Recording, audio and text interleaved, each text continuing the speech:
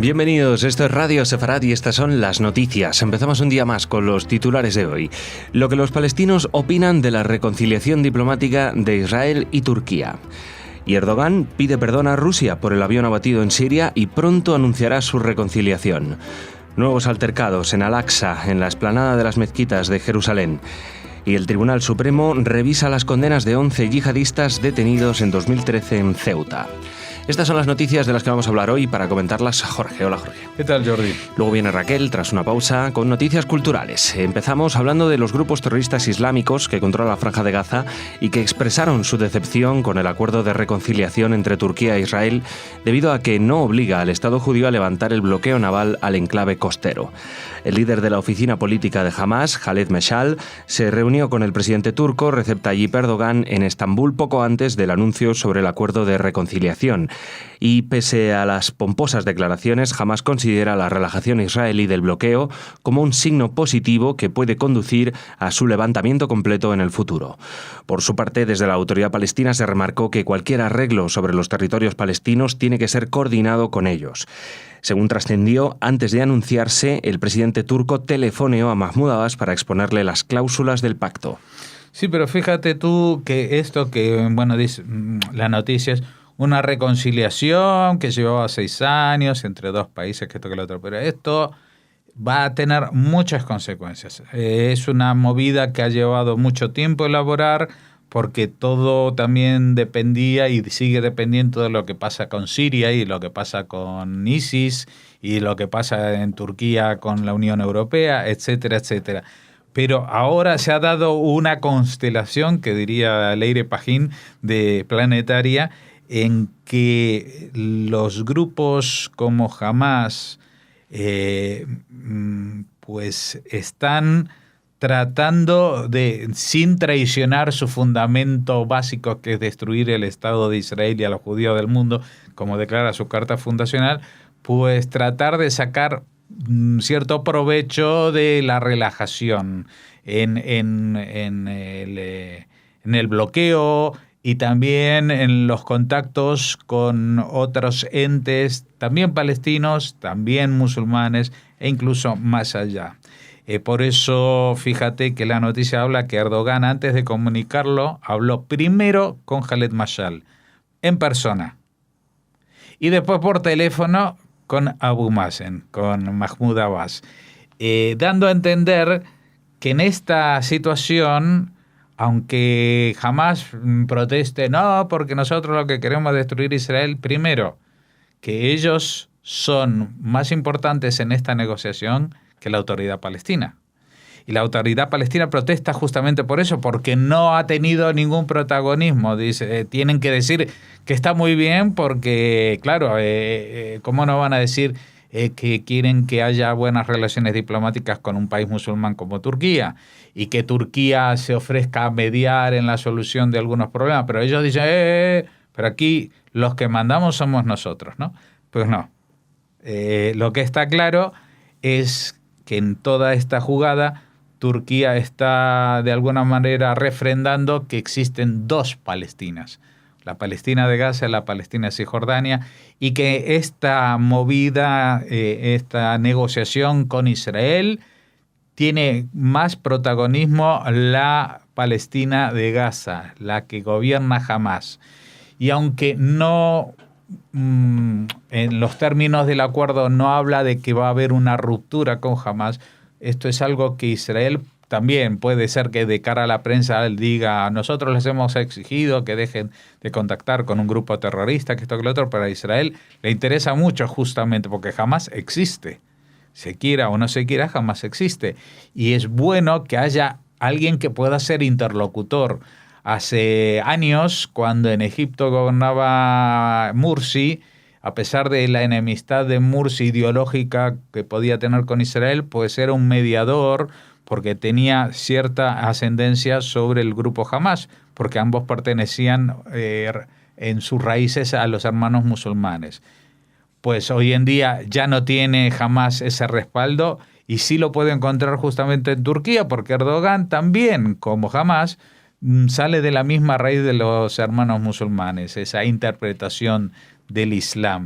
Así que esto está moviendo muchas fichas, incluso algunas que tienen que ver con temas políticos como estos, incluso otras de las que habla la prensa que tienen que ver con la economía, con los yacimientos de gas natural que hay en el Mediterráneo y de los cuales, por ejemplo, Israel podría exportar en primer término y de forma mucho más sencilla a Turquía, porque evidentemente puede construir incluso un gasoducto desde el propio yacimiento hasta Turquía directo sin pasar por ningún otro país, porque se encuentra frente a las costas de Israel. No tendría que atravesar países potencialmente enemigos o como Siria o entrar en otro tipo de historia. Entonces es muy interesante para Israel poder tener un cliente a quien vender ese gas. Y a Turquía le vendría muy bien porque ya no dependería del gas de los rusos. Y esto tiene que ver con la próxima noticia. En un acto que recuerda al que Netanyahu protagonizó hace un par de años pidiendo disculpas por los muertos turcos del barco de la flotilla a Gaza, el presidente turco pidió perdón a la familia del piloto ruso que murió en Siria tras derribar las fuerzas aéreas turcas su caza. Erdogan envió una carta de disculpas a su homólogo ruso, Vladimir Putin, en un primer paso para recomponer las ahora tensas relaciones con Rusia.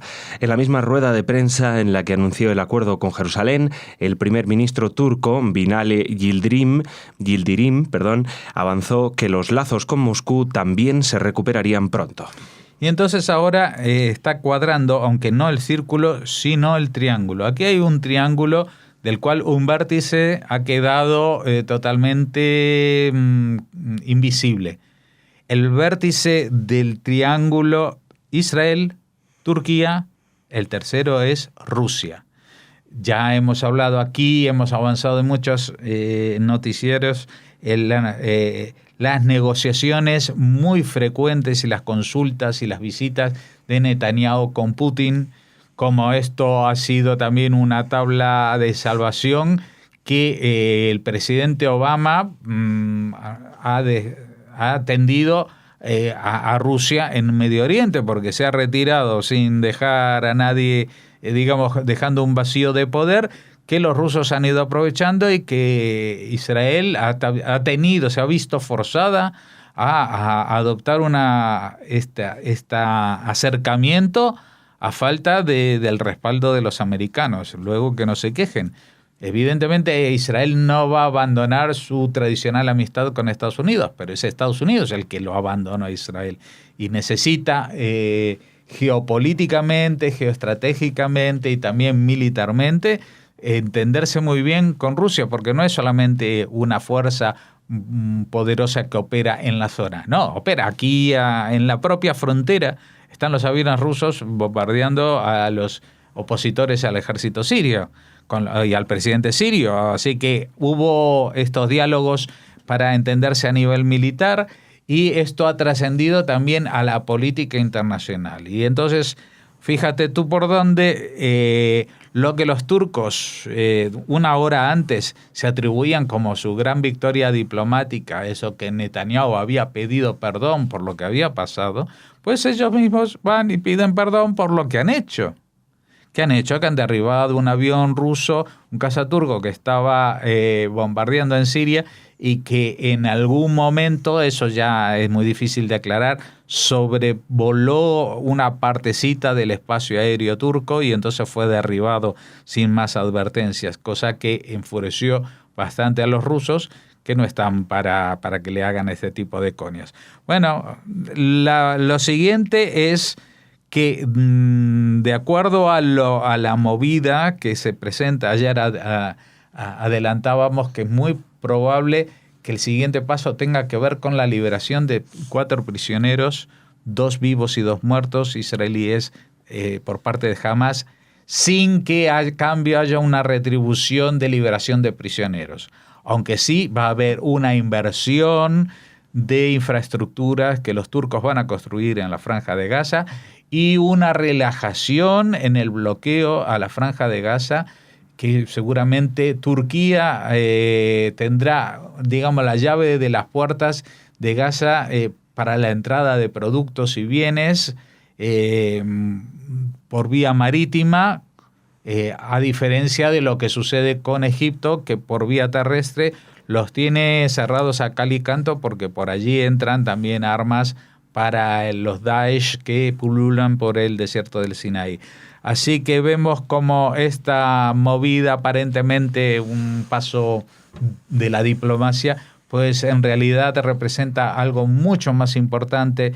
Y lo más importante de todo, Jordi, es que esto podría llegar a evitar una posible futura guerra contra Hamás, porque no olvidemos que Hamás está perdiendo fuerza y fuelle en la Franja de Gaza y que desde allí se lanzan cada tanto algunos misiles, que la infraestructura de los túneles está llegando a un nivel muy bajo, no solamente porque están controlados de alguna manera, sino porque Israel ha capturado a gente muy importante en el diseño de los túneles, que posiblemente tenga planos muy detallados de por dónde van los túneles, que Israel ha decidido construir un muro de hormigón de no se sabe cuántas decenas de metros de profundidad, con lo cual los túneles tampoco serían efectivos. Entonces, Hamás tiene que dar algún paso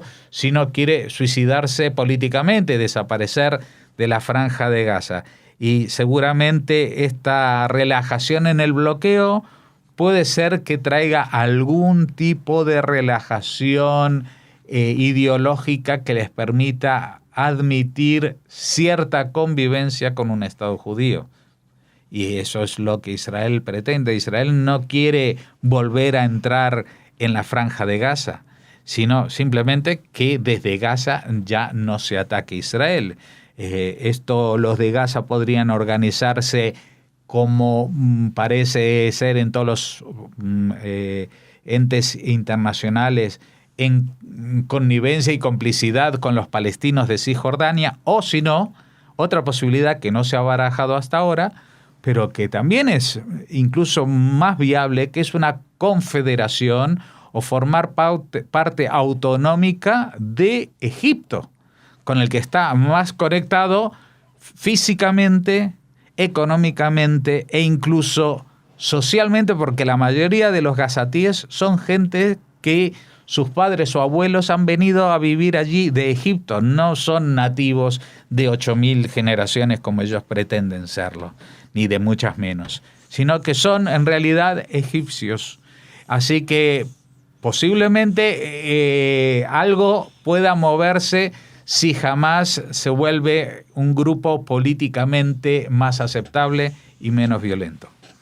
Seguimos. Decenas de jóvenes palestinos se han atrincherado en la madrugada del lunes al martes en la mezquita de Al-Aqsa, en la explanada de las mezquitas de Jerusalén, lo que ha llevado a la policía israelí a declarar hoy el cierre del recinto sagrado durante 3 días. Los mandos de la policía están en contacto con los líderes palestinos locales y el Waqf islámico, responsable del lugar, para calmar los ánimos, a los que ha exigido que actúen para evitar disturbios y preservar la calma. Después de siglos en los que los grandes rabinos prohibían el acceso al lugar por temor a vulnerar su santidad, en los últimos años se han incrementado la visita de judíos nacionalistas religiosos que reivindican su derecho a rezar allí. Sí, pero ese no es el tema. Aunque sí están allí los judíos nacionalistas religiosos que reivindican, pues son igual decenas de personas y que lo que hacen, dadas las circunstancias, es rezar allí, es subir y irse a algún rinconcito que no le vean y rezar en silencio. Porque como no pueden rezar, si los pillan los soldados israelíes rezando, pues se los llevan preso. Entonces ellos lo que tratan es de subir como turistas, de irse por ahí detrás de un arbolito e intentar rezar. Pero bueno, eso no es el problema de los disturbios. El problema de estos disturbios, si quieren hallarlo, pues fíjense en las hemerotecas muy cercanas. La semana pasada, Mahmoud Abbas hablando ante la Unión Europea diciendo que los judíos envenenaban las aguas para que los pobres palestinos se mueran de sed. Reivindicando estas leyendas negras del antisemitismo más rancio de la Edad Media, que uno creía que eran cuestión de los cristianos y de una historia muy lejana, pues lo ha reivindicado. Entonces ahora otra vez esta misma historia que hace 6 meses encendió los ánimos también en el Al-Aqsa, diciendo que los judíos quieren apoderarse de Al-Aqsa y echar a los musulmanes, otra vez vuelve diciendo que los judíos quieren hacerlo y encima nos están envenenando. Así que yo mandaría a ejercer de policía en la puerta de Al-Aqsa al señor Mahmoud Abbas, que aunque tenga 80 años ya tendría que hacerse responsable, que ya es mayorcito, de lo que dice, y no que a los 3 días, como ahora, se retracte. Pero claro, eso ya cuando se retracta no es delante del Parlamento Europeo, sino para un periódico local. Terminamos en España. El Tribunal Supremo español revisa estos días la condena de entre 10 y 12 años de cárcel impuesta el pasado mes de octubre por la Audiencia Nacional a los 11 integrantes de una célula yihadista asentada en Ceuta que reclutaba combatientes para enviarlos a Siria con el fin de unirse a la yihad. El alto tribunal, que finalmente revisa la condena tras aplazar la vista el pasado 21 de abril, estudiará los recursos interpuestos por los procesados detenidos en la denominada Operación Cesto de junio de 2013 y condenados por delitos de integración en organización terrorista y tenencia ilícita de armas. Entre abril de 2012 y junio de 2013 fueron enviados al menos 28 yihadistas, de los cuales 9 eran ceutíes que integraban la célula desarticulada y otro marroquí que fue acompañado por uno de los condenados a Algeciras. Bueno, no estamos hablando de la gente que incita a la yihad, que contacta a través de las redes sociales, ni siquiera los que reclutan gente. Estos son soldados yihadistas que están entrenándose para ir a la guerra en Siria y que los pillaron en el 2013, hace 3 años, ya incluso algunos con armas, pero ya con todo el diseño y la parafernalia de unos luchadores, entre muchas comillas, por la yihad, por sembrar el Islam en el mundo entero. Así que el Tribunal Supremo va a revisar las condenas de la Audiencia Nacional, que son entre 10 y 12 años de cárcel. La verdad te tengo que decir, esto ya es una opinión personal, pero mi deseo es que les revisen las condenas y que en vez de 10 y 12 años de cárcel, pues le den cadena perpetua. Porque si estamos hablando de terrorismo que es inducido y cuyo objetivo no es obtener nada más o nada menos que el mundo entero, que ese es el objetivo de la yihad, pues ese es un peligro constante que no caduca después de 10 años, sino caducará evidentemente dentro de cárceles donde se radicalizan más gente. Evidentemente, pero lo que hay que hacer, igual que se hizo con la política carcelaria de los terroristas de ETA, es no agrupar a todos los yihadistas. Cada uno de los 11 mandarlo a otra punta, y lo lamento mucho si las familias van a tener inconvenientes en ver a sus parientes, pero esto es el derecho que tenemos el resto de los habitantes de este país a que se respete nuestra integridad física, que no nos maten y que la gente que está organizándose para matarnos, pues lo tenga más difícil cada día y que lo tenga más difícil todo el tiempo que sea posible y que la ley lo permita. Gracias, Jorge. Mañana de nuevo por aquí. Ahora Raquel, con noticias culturales.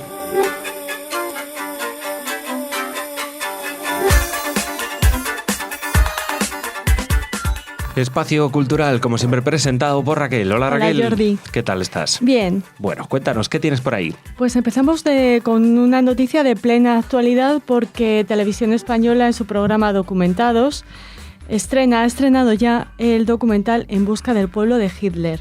Lo hizo el pasado lunes, este lunes 27 de junio, a las 9 de la noche en la 2. Y a la misma hora, este martes 28 de junio, estrena el segundo capítulo que pone el cierre a este En busca del pueblo de Hitler, una serie documental que recrea la vida cotidiana en la Alemania nazi a partir de 1933, cuando Hitler sube al poder. Hay que decir que cuenta con nuevo material de archivo privado y entrevistas a historiadores y psicoanalistas, y examina las razones del liderazgo de Hitler al principio y al final de su régimen. Se trata de una producción de la cadena alemana ZDF, en la que se examinan, como les decimos, las razones del liderazgo de Hitler tanto al principio como al final de su régimen. Luchábamos contra una amenaza militar, pero también contra una mentalidad, explica Saul Padover. Saul Padover fue el oficial estadounidense de la Unidad de Guerra Psicológica que narra en primera persona su viaje de exploración para descubrir cómo el pueblo alemán, contra todo pronóstico, ofreció lealtad y apoyo al dictador. Los informes autobiográficos de Padover, que está tratando de meterse en la piel de una nación, son un elemento central de este documental. Él es, de hecho, la voz en off que va explicando y viajando a través de las mentes y las actitudes del pueblo de Hitler. Pues nada, ya saben, segunda entrega de esos documentales aquí en Televisión Española. De todas maneras, aunque se les haya pasado y digan, vaya, quería verlo y se me ha pasado, entren en la página web de Televisión Española que tienen todos los documentales ahí. En Televisión Española a la carta les hemos puesto el link para que recuperen el primero. Mira, ya lo ha hecho Raquel. Lo ha hecho por ustedes, señores. Para que recuperen el primero y bueno, y estén atentos a la emisión de este segundo. En cuanto terminen de oír Radio Sefarad hoy, ya pueden ir a Televisión Española a la 2 y ver En busca del pueblo de Hitler. Y tampoco se duerman, que a la carta dura creo que unos 30 días y ya más tiempo no está ahí. Bueno, pues, ¿qué más, Raquel? ¿Qué más tienes ahí? Pues una buenísima noticia que nos llega desde Argentina, porque la Orquesta Filarmónica de Israel, dirigida por el maestro Zubin Mehta, brindará conciertos en Argentina y también en otros países de Sudamérica este agosto. Lo ha confirmado a la agencia judía de noticias Jorge Feinzeig, que es presidente del nuevo hogar Ledor Bador y gestor de la presencia de la Filarmónica en Argentina. Bueno, ya sabemos que es una de las orquestas más importantes del mundo, la Filarmónica de Israel, hace giras por todo el mundo y cuando viajan a Sudamérica, bueno, pues intentan abarcar la mayor cantidad de posibles países para presentar sus conciertos. En este caso van a estar en Colombia, Chile y Brasil, donde tienen confirmado Río de Janeiro y todavía está sin confirmar San Pablo. Seguro que nuestro colaborador Alberto Milkevich nos contará si finalmente la Filarmónica de Israel actúa en Sao Paulo.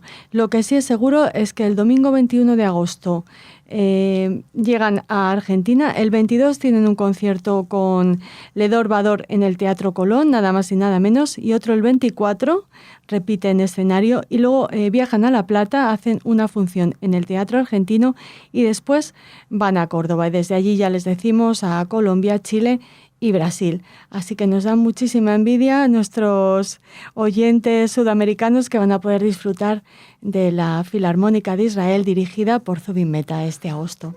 Bueno, buena gira la que se pegan Zubin Mehta y sus chicos y sus músicos de la Filarmónica de Israel, una de las más destacadas del mundo y, como vemos además, muy viajera. Y terminamos con una recomendación literaria para estos días que algunos ya han empezado las vacaciones. Ya han empezado las vacaciones o se aproximan. Es La habitación de los niños de Valentine Gobi.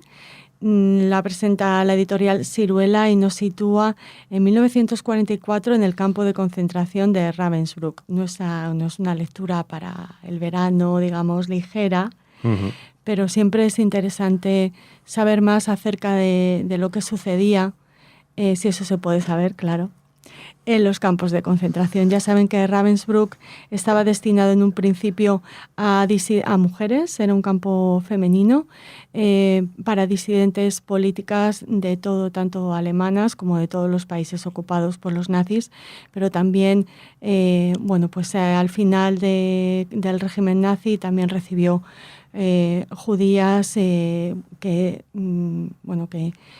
sufrieron el mismo destino que sus hermanas en otros campos, ¿no? En Ravensbrück había 40.000 mujeres que libraban día a día una batalla por la supervivencia en un universo en el que la vida no tenía cabida. Hambre, enfermedades, tiranía, persecución, maltrato, todo lo que ustedes ya saben por otros testimonios que sucedía en los campos de concentración. En este caso, la historia nos habla de una particularidad y es que en Ravensbrück había un bloc, una habitación de los niños. Había deportadas que llegaban al campo embarazadas y daban a luz y algunas personas, pues por ejemplo la hija de una interna que su padre había sido pediatra, o alguna prisionera que había sido enfermera, pues intentaban cuidar a estos bebés sin ningún tipo de ayuda. Por supuesto, pasaban frío, hambre, y la esperanza de vida era muy pequeña. En concreto está La habitación de los niños de Valentine Gobi. Nos habla de Mila, una jovencísima militante de la resistencia francesa que es deportada a Ravensbrück tras ser detenida en una acción clandestina. Nos cuenta cómo es su experiencia, el shock que sufre al comenzar sus días, iba a decir a comenzar a vivir, pero a comenzar sus días en Ravensbrück, cómo el aliento del resto de compañeras la ayudan a sobrevivir, cómo va intentando pues superar día a día el destino que los alemanes han elegido para ella, y finalmente, no les desvelamos más, pues consigue dar a luz a su hijo. Y ahí lo dejamos para que ustedes puedan leer La habitación de los niños, que nos recuerda de alguna manera al testimonio de Charlotte Delvaux, de los 3 libros de los que hablamos aquí con Graciela Coan y Concha Díaz Berzosa en Shoah con letra de mujer. En este caso no es un testimonio en primera persona, sino testimonios de alguna manera ficcionados, novelados. Inspirados, ¿no?, en historias reales. Sí. Bueno, pues ese es el libro, La habitación de los niños, de Valentine Gobi. Decir, Jordi, que fue el premio de los libreros franceses en 2014. Ajá. O sea, que es un libro que, aparte de que venga recomendado por Siruela, pues también ha sido un éxito en países como Francia. Muy bien, pues con este título, con este libro terminamos por hoy. Raquel, que tengas un fantástico día y que nos vemos mañana con más noticias culturales. Hasta mañana, Jordi. Hasta mañana.